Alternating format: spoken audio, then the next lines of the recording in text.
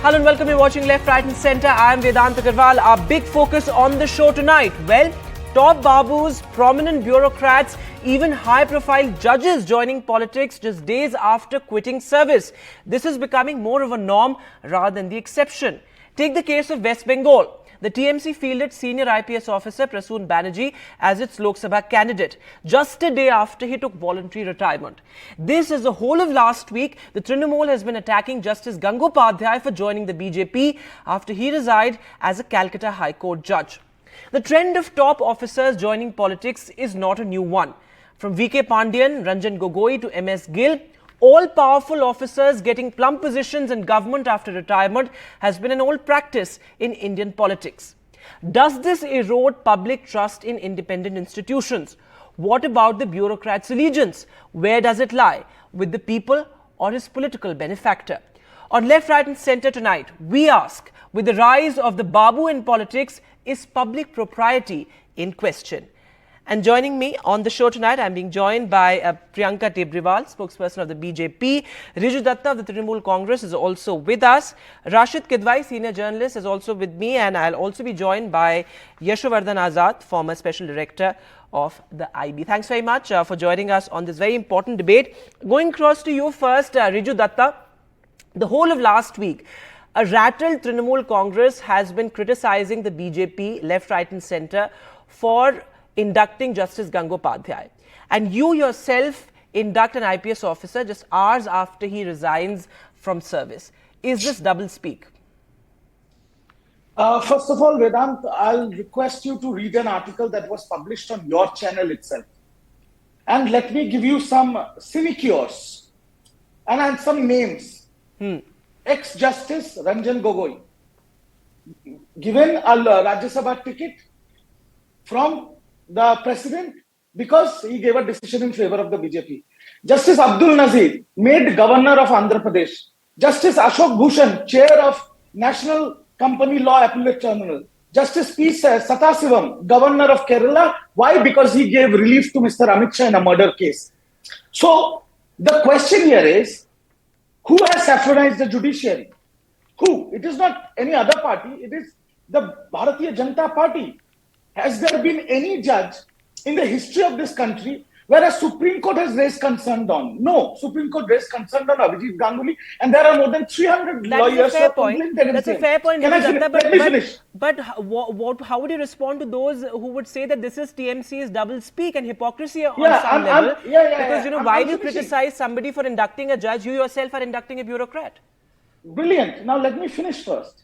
Like I said, there is only one judge, Abhijit Ganguly, ex-judge, who was the Supreme Court expressed concern on him. 300 lawyers filed a complaint on him.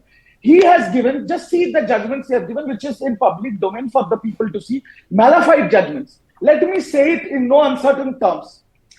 Justice Abhijit Ganguly joining BJP, contesting Lok Sabha, is a clear case of quid pro quo and judicial corruption. Okay. I request the Supreme Court Collegium to take notice and prosecute this man. And coming to your question, why IPS Prasoon Banerjee? I challenge NDTV or anybody to show me one example of any corruption or allegation against Mr. Prasoon Banerjee or any sort of remarks by any opposition party where he has taken favors. Just imagine if a judge in this country, I'm just finishing, a judge in this country who cannot differentiate between Gandhi and Godse speaks volumes. Priyanka Tebriwal, how would you respond to that? Because the point that Riju Datta is making does have some merit, because, you know, while of course you would say that inducting a bureaucrat is as much of a conflict as inducting a judge, but the fact is that a judge's position in a democracy is sacrosanct, and that somewhere is compromised when you have him joining the BJP just days after he quit as the Calcutta High Court judge, and he has been very sort of relentlessly been pursuing charges against the TMC. So there would be questions on that as well. And how would you respond to Riju Datta's quid pro quo charge? Well, the answer lies in the basis of our constitution of the country. We have the independence of judiciary, and the judiciary is independent, and it doesn't come under the purview of the central government or the state government. So whatever they were speaking about Justice Ganguly, that has no merit in it. because when Justice Ganguly was there on the chair, he was an independent justice who was looking at the evidences which were placed before him and then passing his judgment. But although this was not appreciated by the TMC because most of their netas were found guilty, and that is the reason half of them are in the jail now. And that is the reason the TMC is having lack of candidates. That is why they are taking the discarded candidates from BJP and giving them tickets. Now, when it comes to a bureaucrat, what is his name? Mr. Prasoon. Yes. So about the executive, we all know who runs the executive here in the state. It is the state government, the police department, and everybody functions on the orders of the chief minister. So we can very well understand what kind of working Mr. Prasoon was doing under the West Bengal government. So he has pleased the government in each and every way. That is why, as a gift, as a token of appreciation, he has got this ticket. Now, I will also speak about another person. His name was Satyajit Bandyopadhyay. And who was Satyajit Bandyopadhyay? He was charge-sheeted by the CBI because during the Nandigram Andolan, he shot at 14 people.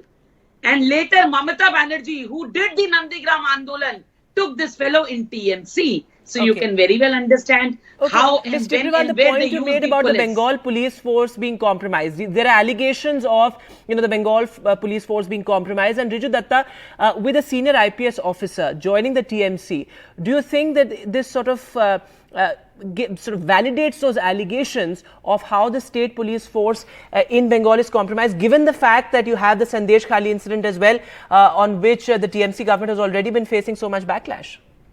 In the Sandesh Khali case, Mamata Banerjee has done a Raj Dharma. Everybody is behind bars, all the accused. What is BJP harping on? They are trying to keep the pot boiling on a non-issue because they have nothing to say in Bengal. But let me quote somebody on your channel. And the person I'm going to quote, I believe, is a bigger BJP leader than Narendra Modi himself.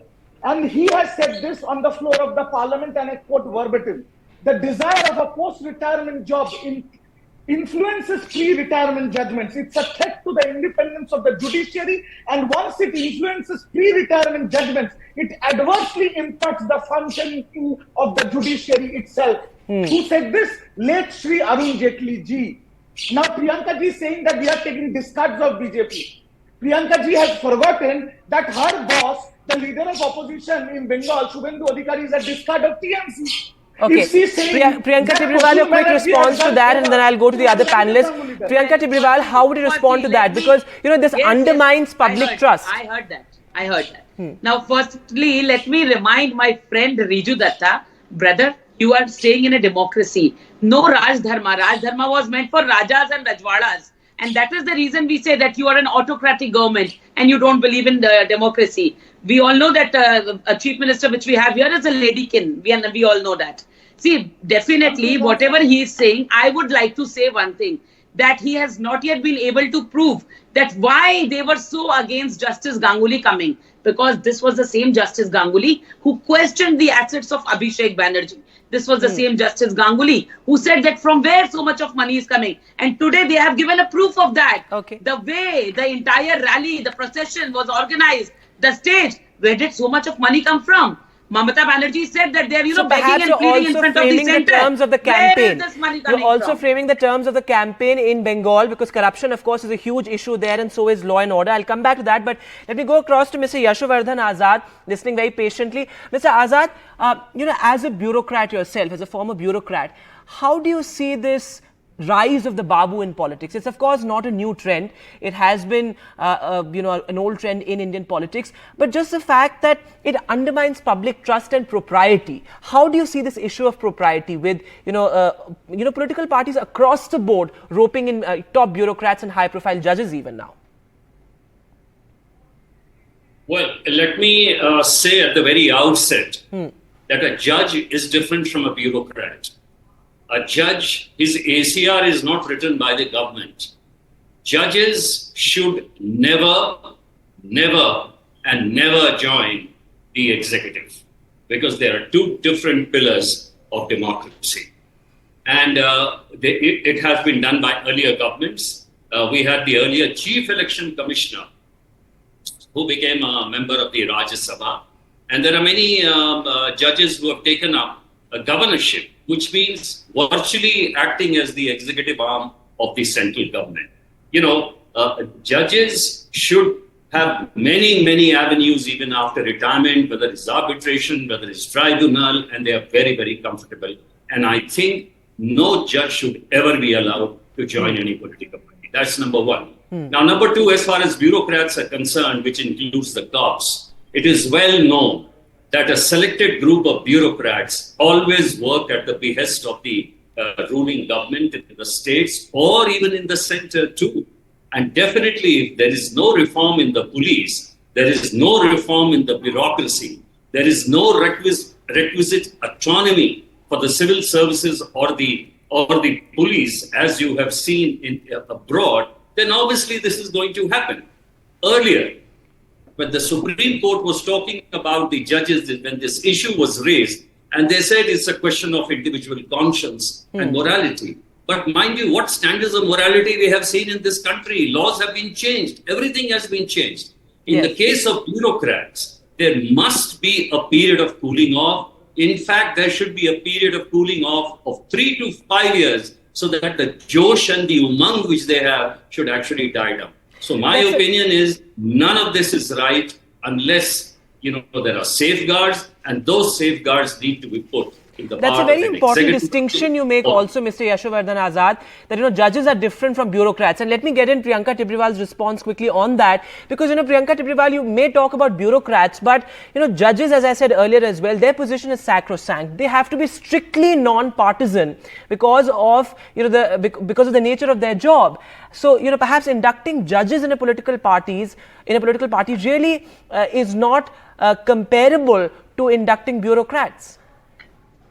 See, definitely it is not comparable. Rather, I believe that judges, if it is an ex-judge of any High Court or Supreme Court, when they are coming to a political party, they can give a better picture to our society because they have seen it from very, very closely. And as compared to the bureaucrats, because we have seen half of the police which works under Mamata government, they have been criticized by this judiciary. But he was hardly an ex-judge. I mean, he resigned just a few days back and joined the BJP, days after he resigned as a Calcutta High Court judge. So hardly an ex-judge in that sense. Definitely. See, after his resignation only he came to the party. So at that sense or in this sense, that's not the correct statement. He resigned and then he joined a political party. What about the bureaucrat who has joined TMC? He has taken an early retirement. Okay. And Justice Gangopadhyay was supposed to retire in August. But what about this person? How many years were left for his service? But then he thought that, he's not getting that fame in the service which he will get from TMC because everything is corruption. Fair. Riju Datta, your response to that. Go ahead, Riju Datta, your response to that and the point that Mr. Yashovardhan Azad made of a mandatory cooling off period. First, what Azad ji said, I support wholeheartedly. There should be laws in place for a mandatory cooling off period for judges and bureaucrats in general. I support it completely. But now to Priyanka ji. When Priyanka ji said that Trinamool talks about Raj Dharma because we are running an autocratic government, is Priyanka ji casting aspersions on Bharat Ratna Shri Atal Bihari Vajpayee ji, who was the Prime Minister of India from BJP, who taught Narendra Modi Raj Dharma. No, but let's come back to the question. Let's come back to the question, Riju Datta. Do you accept the fact that it is perhaps not the most moral decision to induct an IPS officer without that cooling off period? No. I am nobody to talk about any morality here. If the laws are in place, look, my National General Secretary has said there should be an age limit in politics also.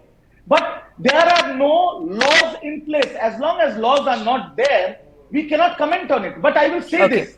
An IPS officer has done his duty without a single allegation from BJP.